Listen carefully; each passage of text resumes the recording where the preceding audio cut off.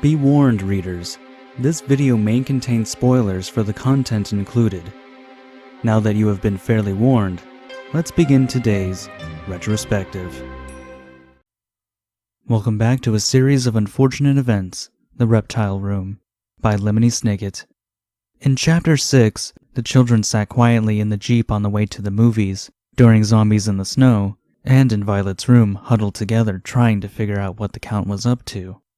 They didn't sleep all night, and in the morning, Count Olaf said that they needed to get ready to leave for Peru. Violet reminded him he wouldn't be going with them. Count Olaf said that it is Uncle Monty that wouldn't be going. Klaus said that was ridiculous, but the Count said to ask Uncle Monty himself. The children then go down to the Reptile Room to ask Uncle Monty. He was down in the Reptile Room, however, he was cold and lifeless. On his neck were 2 holes that appeared as if they were made by a snake.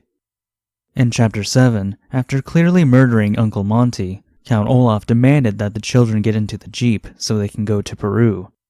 Klaus tried to call the police, but the Count threatened him with the knife once more. Unable to do anything else, the children got into the Jeep and left with Count Olaf. Violet couldn't help but feel guilty over the last conversation they had with Uncle Monty. They hadn't spoken at all the night before, and she wished they would have said more before his untimely demise. Overwhelmed with sorrow, they cried as the Jeep went down Lousy Lane. Immersed in thought about what their future held, they didn't realize they were about to collide with another car. The driver of the other car was Mr. Poe, returning to bring the children their luggage. The children had hope once more and rushed to Mr. Poe. They were grateful of the accident, but before the children could say more, Count Olaf spoke to Mr. Poe as Stefano. Klaus tried to tell Mr. Poe who he really was, but of course Mr. Poe wouldn't listen. Stefano explained that he was trying to take the children to get a doctor because of what happened to Uncle Monty and the fact that he knows nothing about snakes. Obviously this was a lie, but Mr. Poe believed every word he said over the children. Count Olaf tried to get Mr. Poe to drive himself to the house, but his car wouldn't work.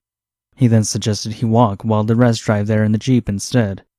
But the kids needed their luggage, and Mr. Poe said Stefano should just drive the luggage to the house while everyone else walks there. Becoming agitated, Count Olaf said at least one kid should go with him as to not get lost.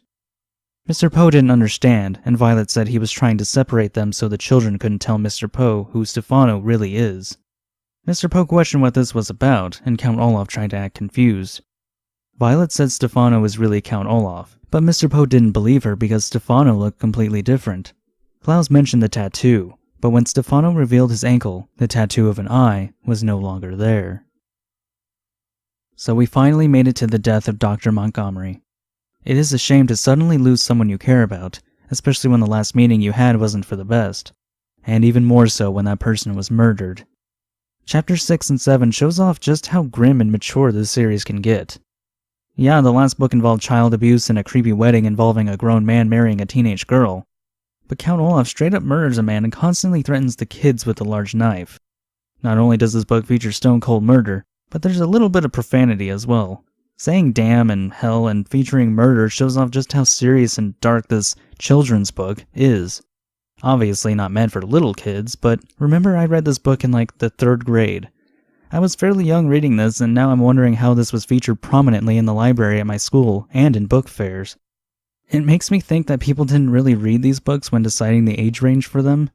They saw the illustrations and the length of the book and how the pages were structured and were like, yep, that's probably for a kid, and just stuck them where little kids could find these books about murder and torment. I mean, it isn't explicit or anything, and Handler even says profanity is very rude and shouldn't be used, so it's not like he's telling kids to swear. But like, Uncle Monty was flat out murdered, and we didn't see the actual murder, but some kids can imagine it. And Handler did some more foreshadowing when Stefano first arrives. The children immediately know that Stefano is really Count Olaf by the eye tattoo on his ankle. They tried to show Mr. Poe the same tattoo, but it's mysteriously gone. Even though the children know Stefano is Count Olaf, now they have no way of convincing Mr. Poe that he is.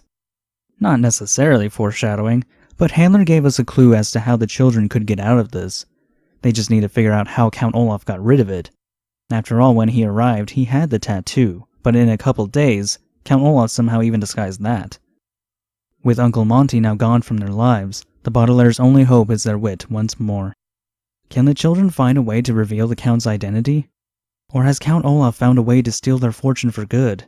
Until next time, readers, keep on reading.